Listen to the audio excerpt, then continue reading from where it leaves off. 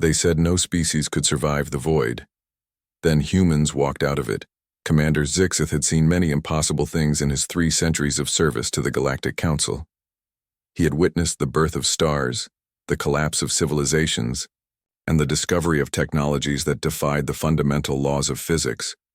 But nothing, absolutely nothing, had prepared him for what stood before him now.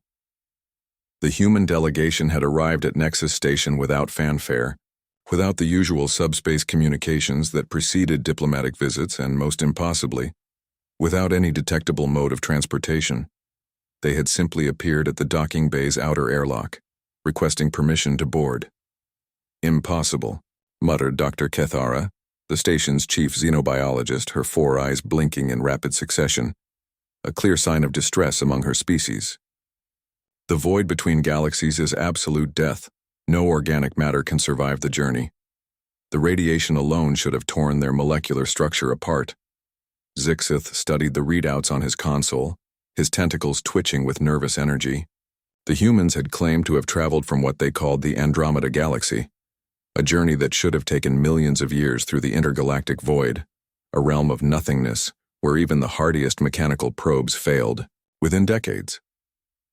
The airlock cycled, and the delegation entered the observation deck.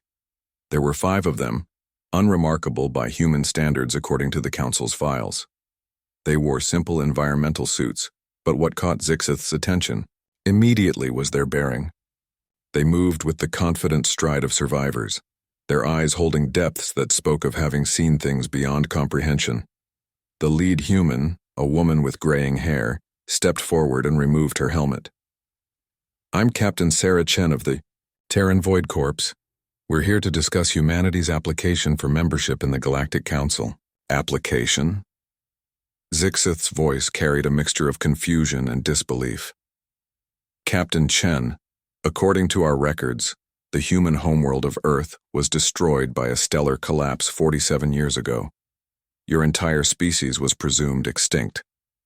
Chen's expression didn't change. "Earth was indeed lost, but humans are remarkably adaptable, Commander. When our sun began its premature death throes, we didn't just evacuate. We evolved." Dr. Kethara leaned forward, her scientific curiosity overriding her shock. "Evolved how? No species can adapt to the void between galaxies. The cosmic radiation, the absolute cold, the lack of any energy source. It's antithetical to all known forms of life." "That's where you're wrong, Doctor," Chen replied calmly. "You're thinking in terms of planetary life, life that depends on stars and worlds. We learned to think bigger." She activated a small device, and a holographic display materialized. Above the conference table, it showed a view of space that defied understanding. Vast networks of what appeared to be organic structures stretching across impossible distances, pulsing with their own inner light. "When Earth died, we had a choice," Chen continued. "Die with our world or become something greater. We chose adaptation. Over 40 years we've learned to metabolize cosmic radiation, to draw sustenance from the quantum vacuum itself. Our ships aren't ships anymore. They're extensions of ourselves, living vessels that grow and adapt to whatever the universe throws at them." Zixith felt his world shift. The implications were staggering. "You're saying humans have become, what, energy beings?" "Not energy beings," another human spoke up, a younger man with eyes that seemed to hold starlight. "We're still flesh and blood, but we've learned to make flesh and blood do things no one thought possible. We've integrated quantum processing into our neural networks, developed symbiotic relationships with dark matter organisms, learned to hibernate for millennia while our bodies slowly adapt to new environments." "The void isn't empty," Chen added.